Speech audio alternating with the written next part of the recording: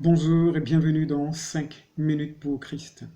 Notre enseignement de ce jour, c'est Reçois la parole de Dieu avec douceur. Deuxième partie. À tout de suite.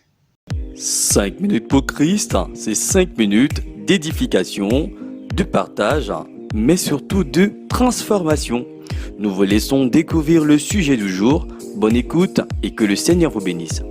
Voilà, notre deuxième partie a pour sous-thème La douceur facilite la mise en pratique de la parole de Dieu. Amen. Pourquoi la douceur? Souvenons-nous que dans la précédente vidéo, nous avons eu comme référence Jacques, chapitre 1, verset 21, qui nous rappelait que nous sommes la terre, le terrain, le champ d'expression de la parole de Dieu. Et que la parole de Dieu ne peut prendre racine en nous que si nous manifestions la douceur véritable. Parce que la parole de Dieu est la semence. Et cette semence, c'est Jésus qui s'est fait chair. Et il a besoin que nous puissions porter un fruit digne de repentance qui fait en sorte que nous soyons les réconciliateurs des hommes avec Dieu parce que nous faisons fonction d'ambassadeurs de Christ, ambassadeurs de la parole de Dieu. Et pour mieux comprendre notre enseignement de ce jour, nous allons lire Philippiens chapitre 4, versets 4 à 5, qui dit « Réjouissez-vous toujours dans le Seigneur, je le répète, réjouissez-vous, que votre douceur soit connue de tous les hommes, le Seigneur est proche. » Amen. Oui, le Seigneur est proche et pour qu'il puisse nous emporter auprès de lui lorsqu'il viendra, il faudrait qu'il vienne nous trouver déjà convertis. Mais cette conversion ne peut être facilitée que par la douceur qui nous est exigée, qui est ce préalable, afin que cette parole vienne prendre corps en nous, parce que nous avons manifesté la douceur qui est une mise en bouche, qui est l'apéritif, afin que nous puissions bien digérer la parole. Et pour que cette parole ait son effet, nous devons accepter d'abord que la volonté de Dieu pour nous est excellente et parfaite. Et la douceur aidant, nous allons voir la gloire de Dieu dans notre vie. Et oui, le Seigneur, c'est que nous avons reçu beaucoup d'enseignements qui ont eu un effet néfaste en nous, parce que la chair a enregistré des choses qui sont contraires à la vérité qui est dans la parole de Dieu.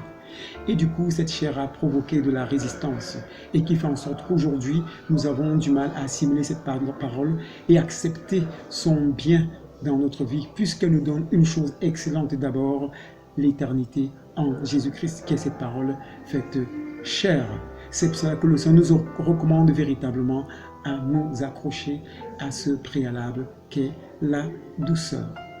Et pour pousser plus loin notre entendement et cet encouragement que le Seigneur nous donne aujourd'hui, nous allons revenir dans Jacques chapitre 1, mais les versets 22, 23 et 24 qui disent « Mettez en pratique la parole et ne vous bornez pas à l'écouter, en vous trompant vous-même par de faux raisonnements.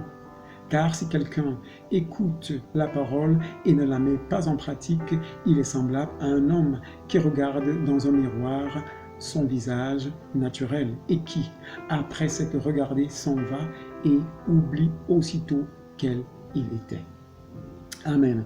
Voilà, souvenons-nous que nous avons été créés à l'image de Dieu et selon sa ressemblance, et que nous faisons fonction d'ambassadeurs de Christ dès lors que nous avons accepté cette parole et que nous avons choisi de marcher selon cette parole.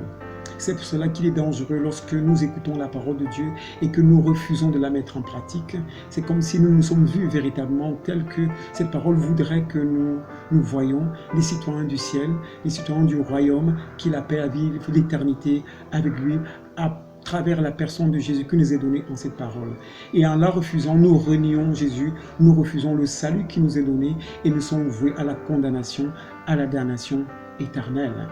C'est pour cela que le Seigneur vient nous mettre en garde et nous avertit sur le fruit qu'est la douceur, afin que nous puissions user de ce fruit comme un don venant de lui et l'utiliser à notre avantage, afin que cette parole, cette vie qui nous est donnée gratuitement, nous puissions la saisir et porter vraiment la vie en nous et que nous puissions communiquer cette vie à l'humanité qui a besoin de cette vie. Car la Bible dit que le monde entier attend avec un ardent désir la révélation des fils de Dieu. Et c'est ce que nous sommes en Jésus. Et nous avons besoin également que le monde soit avec nous dans cette marche, afin qu'ensemble nous puissions vivre l'éternité. Voilà. Si ce message a touché ton cœur et que tu penses que tu es interpellé, Alors je t'invite à prier. Seigneur Jésus, je te prie de me pardonner mon incrédulité. Aujourd'hui, je viens me repentir et je t'ouvre mon cœur et je t'accepte et je te reçois dans ma vie comme mon Seigneur, comme mon Sauveur et mon unique Maître.